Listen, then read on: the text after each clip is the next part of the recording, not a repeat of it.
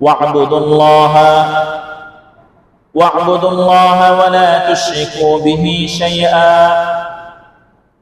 এক নাম্বার হচ্ছে তোমরা আল্লাহ তাআলার ইবাদত করো, ওয়া লা তুশরিকু বিহি শাইআ, আল্লাহ তাআলার সাথে কোনো শরীক স্থাপন করো না, অর্থাৎ আল্লাহ তাআলার সাথে শরীক সাব্যস্ত করো না। ওয়া বিল ওয়ালিদাইনি ইহসানা, পিতামাতার সাথে ইহসান করো, পিতামাতার সাথে সৎ ব্যবহার করো, অর্থাৎ সৎ ব্যবহার করো তোমার আব্বা আম্মার সাথে। ওয়া বিদিল কুরবা, তোমার আত্মীয় স্বজনদের সাথে। ওয়াল ইয়াতামা, ইয়েতিমদের সাথে। ওয়াল মাসাকিন, মিসকিনদের সাথে। ওয়াল জারিদিল কুরবা, তোমার নিকট প্রতিবেশীদের সাথে। ওয়াল জারিল জুনুবি, এবং দূরবর্তী প্রতিবেশীদের সাথে। ওয়াস সাহিবি বিল জানবি, এবং তোমার বন্ধু বান্ধব আপনজন প্রিয় মানুষদের সাথে সৎ ব্যবহার করো। ওয়াবিনিস সাবিল, আল্লাহর রাহে মুসাফির ব্যক্তি যারা রয়েছে তাদের সাথে সৎ ব্যবহার করো। ওয়ামা মালাকাত আইমানুকুম, এবং তোমরা তোমাদের অধীনস্থদের সাথে সৎ ব্যবহার করো। তাহলে এখানে এই আয়াতের মধ্যে আল্লাহ সর্বপ্রথম তার নিজের হকের কথা বলছেন, যে শুনে রাখো আমি তোমাদের মালিক, আমি একমাত্র খালেক, আমি তোমাদের মালিক, তোমরা একমাত্র আমার দাসত্ব করো এবং আমার সাথে কারো শরীক করো না। তো প্রথমে আল্লাহর হকের কথা এসে গেল।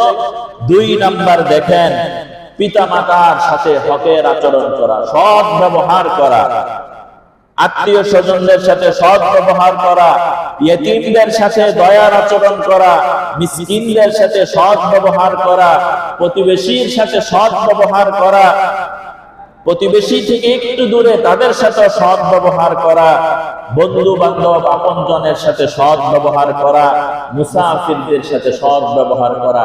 এই সবগুলো কি নিজ কেন্দ্রিক না অপর কেন্দ্রিক? অপর কেন্দ্রিক, অর্থাৎ এটা নিজের স্বার্থের সাথে না, বরং অন্যের স্বার্থ নিজের সাথে কি যুক্ত। অর্থাৎ পিতা মাতার সাথে অনেকে তো দুর্ব্যবহার করে, কিন্তু আব্বা আম্মার সাথে সে আরেকটা মানুষ, আমি একটা মানুষ। আল্লাহ বলেন যে তোমার পিতা মাতার সাথে তুমি সৎ ব্যবহার করো। তোমার আত্মীয় সে আরেকটা দেহ, আমি এখানে আরেকটা দেহ, তো এই দেহের ওই দেহের উপর কিছু হক রাখে, এই হকগুলো তোমরা কি করে দাও? আদায় করে দাও। এখানে 7টা বিষয় উল্লেখ করা হয়েছে। সুতরাং আমরা সাধারণত ওই যে প্রথম যেটা বললাম, হুকুকুল্লাহ, আল্লাহর হকের ব্যাপারে যতটা সতর্ক সচেতন, বান্দার হকের ব্যাপারে আমরা অতটা কিনা সচেতন না। আল্লাহ তাআলা আমাদেরকে সে সচেতন হওয়ার তৌফিক দান। যে হক সাধারণত 2 ধরনের হয়। হক কয় ধরনের হয়? 2 ধরনের, অর্থাৎ অধিকার। হকের বাংলা যদি বলি তাহলে কি আসে? অধিকার। অধিকার 2 ধরনের হয়। হক, একটা হক হচ্ছে বান্দার সাথে আল্লাহর হক, এটাকে আরবিতে বলা হয়, হাদিসের পরিভাষায় বলা হয় হুকুকুল্লাহ, আল্লাহর হক। আরেকটা হক আছে বান্দার সাথে বান্দার হক, এটাকে বলা হয় হুকুকুল ইবাদ, বান্দার সাথে বান্দার হক। হুকুকুল্লাহ, আল্লাহর সাথে বান্দার হক, উদাহরণস্বরূপ 5 ওয়াক্ত নামাজ। প্রতিটা মুসলমান বালেগ আল্লাহর পক্ষ থেকে আদেশ যে তুমি 5 ওয়াক্ত নামাজ পড়ো, আল্লাহর পক্ষ থেকে আদেশ। এই ব্যক্তি যদি 5 ওয়াক্ত নামাজ না পড়ে তাহলে আমার কি কোনো ক্ষতি হবে?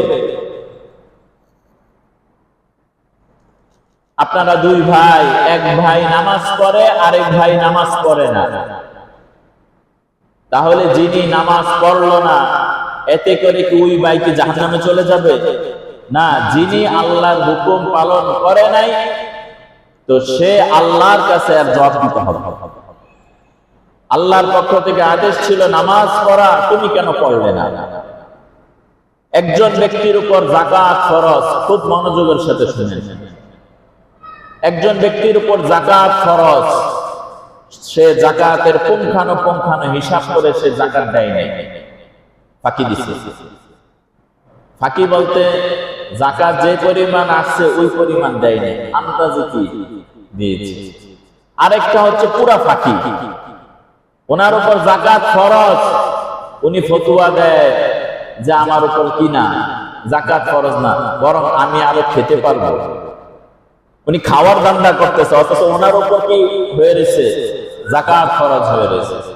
এখন জাকাত যিনি দিল না, তো এটা কি আল্লাহর আদেশ অমান্য করলো? একজন ব্যক্তির উপর হজ ফরজ, সে যদি হজ না করে প্রতিবেশীর কোনো ক্ষতি হবে? প্রতিবেশীর কোনো ক্ষতি হবে না। আল্লাহর পক্ষ থেকে আদেশ ছিল, কেন আপনি হজ করলেন না? মৃত্যুর পর আল্লাহর সাথে আপনার কি হবে? বোঝাপড়া হবে। এগুলো তো বুঝে আসলো, তাই না? হুকুকুল্লাহ, আল্লাহর সাথে বান্দার হক। এবার এই জিনিসটা বুঝেন। আরেকটা হচ্ছে হুকুকুল ইবাদ, বান্দার সাথে বান্দার হক। এই বান্দার সাথে যে বান্দার হকের কথা, এটাও আল্লাহর কি আদেশ। আগেরটা ছিল আল্লাহর সাথে বান্দার সম্পর্ক, ওটা আদেশ ছিল, অবশ্যই পালনীয়। বান্দার সাথে বান্দার হক, এটাও কি আমার কথা না আল্লাহর কথা? আল্লাহর কথা। তাহলে এটাও আল্লাহর আদেশ, সাথে সাথে এটা মজবুত একটু বেশি। এই কারণে কোন ব্যক্তি যদি আল্লাহর হক নষ্ট করে, তো আল্লাহর সে ক্ষমতা আছে, আল্লাহ ওই ব্যক্তিকে চাইলে মাফও করে দিতে পারে, তাই না? একজন বেনামাজি এক ওয়াক্ত নামাজও জিন্দেগিতে পড়ে নাই, কিন্তু তার একটা ভালো কাজ আছে, থাকতেই পারে। আর ওটা আল্লাহর কি হয়ে গেছে? পছন্দ হয়ে গেছে। আল্লাহ বললেন, যাও, তোমার এই কাজের বিনিময়ে আমি তোমাকে মাফ করে দিলাম। এখন পৃথিবীর সব মানুষ যদি বিদ্রোহ করে, কাজ হবে? আল্লাহর ক্ষমতা আছে, আল্লাহ কি করে দিবে? মাফ করে দিবে। কিন্তু হুকুকুল ইবাদ, এটা হচ্ছে বান্দার সাথে যে বান্দার হক, এটা আল্লাহর আদেশ। সাথে সাথে কোন ব্যক্তি যদি অন্য কোন ব্যক্তির হক নষ্ট করে, এটা আল্লাহ মাফ করবে না। বুঝে আসছে ভাই? এটা আল্লাহ কি করবে না? মাফ করবে না। তো আল্লাহ তাআলা মাফ করবে না যতক্ষণ পর্যন্ত ওই ব্যক্তি তার হক না ফিরে পাবে। দুনিয়ার বুকে টাকা পয়সার লেনদেন হয়, পরকালে টাকা পয়সার কি নাই? কোনো লেনদেন নাই। একবার হাদিসের ঘটনা শুনেন। একবার রাসূল আকরাম সাল্লাল্লাহু আলাইহি ওয়াসাল্লাম বললেন, আচ্ছা বলো তো, দুনিয়ার বুকে সবচেয়ে দরিদ্র, গরিব, অসহায় কোন ব্যক্তি? শুনতেছেন? দুনিয়ার বুকে সবচেয়ে দরিদ্র, অসহায় কোন ব্যক্তি? সাহাবায়ে কেরাম উত্তর দিলেন, দুনিয়ার বুকে সবচেয়ে বেশি দরিদ্র, অসহায় হচ্ছে যার টাকা পয়সা নেই। আপনারা কি উত্তর দিবেন? এটাই তো, নাকি ভিন্ন কিছু? যার টাকা পয়সা নাই, অর্থ সম্পদ নাই, সে কি গরিব? আল্লাহ রাসূল এটাই জিজ্ঞেস করলেন, গরিব কে?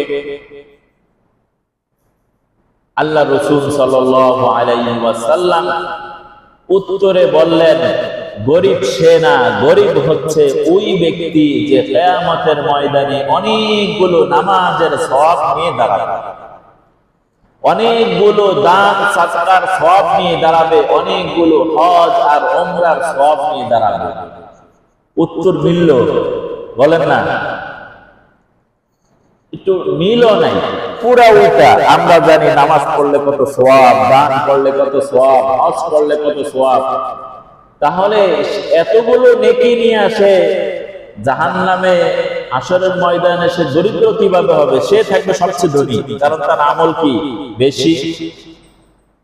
সাহাবায়ে কেরাম আরজ করলেন, ইয়া রাসূলুল্লাহ, এটা কিভাবে সম্ভব? এটা কিভাবে সম্ভব? সে তো আখিরাতে ধনী থাকার কথা, তার এতগুলো জিকির আছে, সওয়াব আছে, সে কিভাবে দরিদ্র হয়? আল্লাহ রাসূল এবার উত্তর দিলেন, এটা হচ্ছে মূল পয়েন্ট। আল্লাহ রাসূল উত্তর দিলেন, যে ব্যক্তি নামাজ আদায়কারী ব্যক্তি, সালাত আদায়কারী ব্যক্তি, অনেকগুলো সওয়াবের ভান্ডার নিয়ে সে আল্লাহর দরবারে দাঁড়াবে। সে নামাজ কন্টিনিউ করেছে, নামাজ পড়েছে, তার অনেকগুলো সওয়াব কিন্তু সে আপন ভাইয়ের হক নষ্ট করছে। শুনতেছেন? আপন ভাইয়ের কি করছে? হক নষ্ট করেছে, অথবা প্রতিবেশীর হক নষ্ট করেছে, অথবা অন্য কোন বন্ধু বান্ধবের হক নষ্ট করেছে। যে কোনো অন্য কোন বান্দার কি করেছে? হক নষ্ট করেছে। এখন ক্ষতিপূরণ কি? এই যে হুকুকুল ইবাদত আসছে, ক্ষতিপূরণ হচ্ছে ওই নামাজি ব্যক্তি ওই ব্যক্তিকে 1 লক্ষ টাকা দিয়ে দিবে। আসরে হয়তো 1 লক্ষ টাকা চলবে, স্বর্ণ মুদ্রা চলবে না। তখন ওই ব্যক্তির সওয়াব, যার হক নষ্ট করেছে, এই নামাজি ব্যক্তির নামাজের সওয়াব তাকে দিয়ে দেওয়া হবে।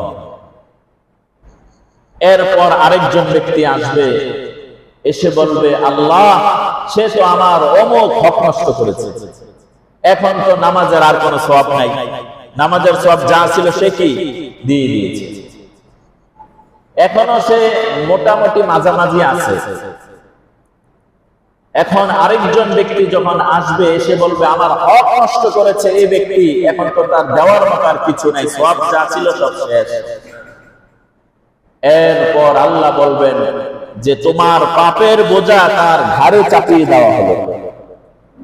ওই নেককার ব্যক্তির ঘাড়ের মধ্যে বদকারের পাপের চাপ তার কাঁধে বহন করে দেওয়া হবে। এখন বলেন তো, ওই নামাজি ব্যক্তির নামাজে কোনো কাজে আসলো না? এখন সবচেয়ে বড় বিপদের মধ্যে সে আছে, যে সে সওয়াবের ভান্ডার নিয়ে এসেছে, ওঠার পর এটা কাজে লাগলো না, ফার্স্ট স্টেজে শেষ, দ্বিতীয় স্টেজে অন্যের বোঝা তার কাঁধে। কেননা আল্লাহ তাআলা বান্দার হক কি করবে না? মাফ করবে না।